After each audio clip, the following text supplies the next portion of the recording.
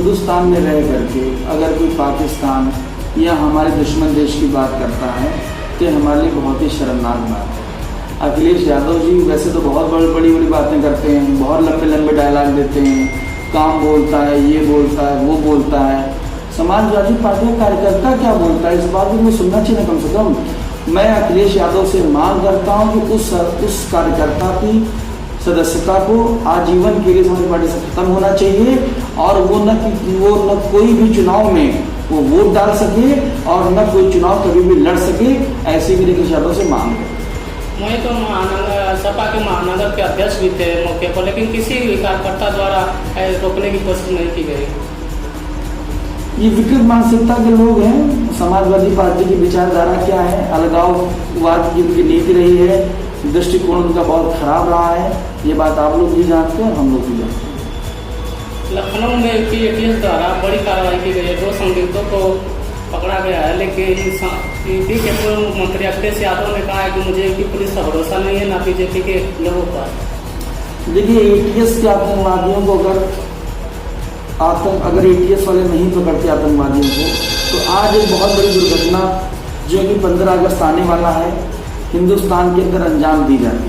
मैं एटीएस वालों को धन्यवाद देता हूँ, बधाई के पात्र हैं, उनका मैं हार्दिक स्वागत, अभिनंदन एवं वंदन करता हूँ। और साथ ही साथ में अखिलेश यादव जी को इस तरह की विकृत मानसिकता की राजनीति से बचने की सलाह देता हूँ।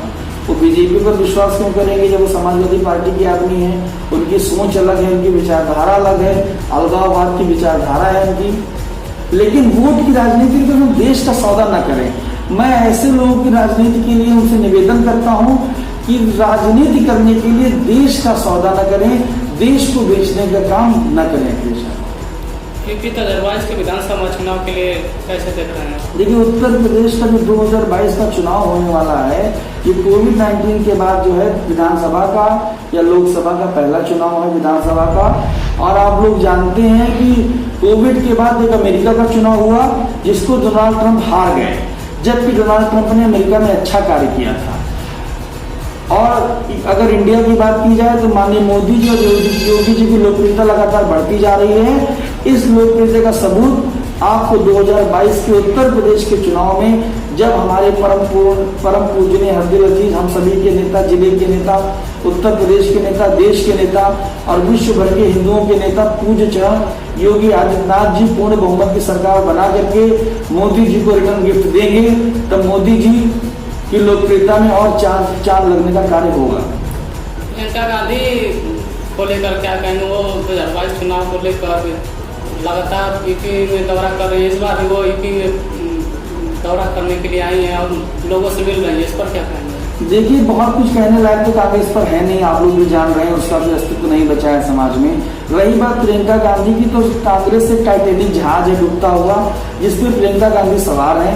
डूबने वाले को तिनके का सहारा ही बहुत, मन बह जाए फकत इतना इशारा ही बहुत। तो प्रियंका गांधी कांग्रेस के लिए बस डूबने वाले तिनके का ही कार्य कर रही है। जनसंख्या नियंत्रण योगी सरकार ला रही है, इस पर कानून भी बन चुका है, इस पर क्या कहेंगे? देखिए, जनसंख्या नियंत्रण कानून बहुत अच्छा कानून है और मैं उसका तहे दिल से मुख्यमंत्री जी का शुक्रगुजार हूँ कि उन्होंने इतना अच्छा कार्य किया है। हमारी परंपरा, हमारी वैचारिकता, हमारी विचारधारा जनसंख्या नियंत्रण पर ही हमेशा रही है। वो चाहे हमारा राष्ट्रीय स्वयंसेवक संघ हो, चाहे हमारी भारतीय जनता पार्टी हो और चाहे हमारा विश्व हिंदू महासंघ हो, सब एक ही पेड़ की शाखाएं हैं। हमें गर्व है कि हम लोग हिंदू हैं और हिंदू विचारधारा को हम लोग आगे बढ़ाने का प्रयास कर रहे हैं। क्या लग रहा है कि 2022 का चुनाव आते ही जनसंख्या नियंत्रण लागू, इसके पहले 5 साल बीतने वाले हैं, इससे पहले क्यों नहीं लाए? अगर शुरू में ले आते तो कहते सरकार बनने के बाद ले आए, अब सरकार बनने के पहले, चुनाव के पहले लाए, तो उस पर ये देखिए आपत्ति वाले तो उंगलियां उठाते रहेंगे।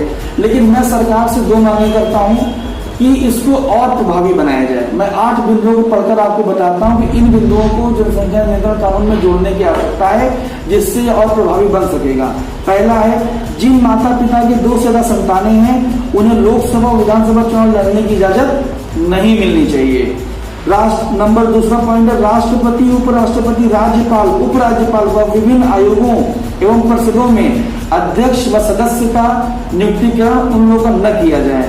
तीसरा मेरी मांग है, राज्यसभा, विधान परिषद और इस तरह की अन्य संस्थाओं में निर्वाचित और मनोनीत होने से उन लोगों को रोका जाना चाहिए। चौथा पॉइंट है, ऐसे लोग राजनीतिक दल न बना सकें या पार्टी पदाधिकारी न बन सकें, ऐसी व्यवस्था होनी चाहिए।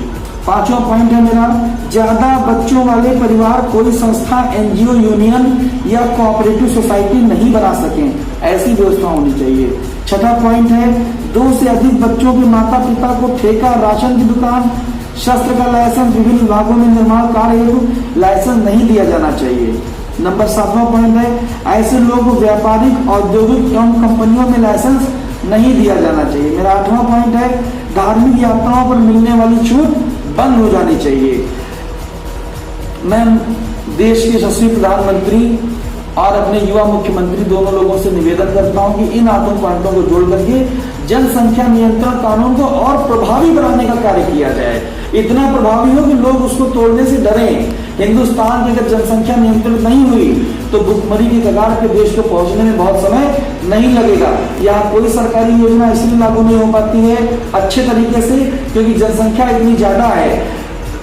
समाज की अंतिम पंक्ति में खड़े अंतिम व्यक्ति तक केंद्र की या प्रदेश की योजना इसलिए नहीं पहुंच पाती है क्योंकि पंक्ति इतनी लंबी है कि अंतिम व्यक्ति का नंबर कभी आता ही नहीं है।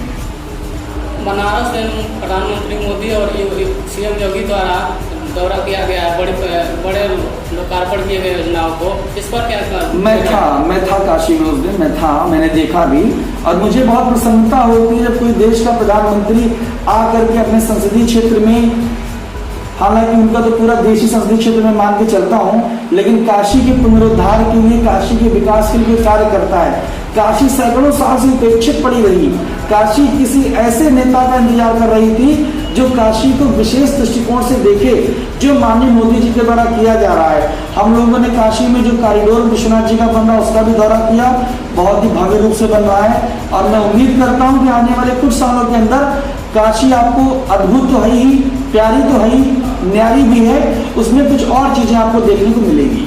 क्या लगता है कि 2022 के बीजेपी कितने सीटों से दिख रही है? मेरा अपना उम्मीद है कि 300 के पार जाएगी।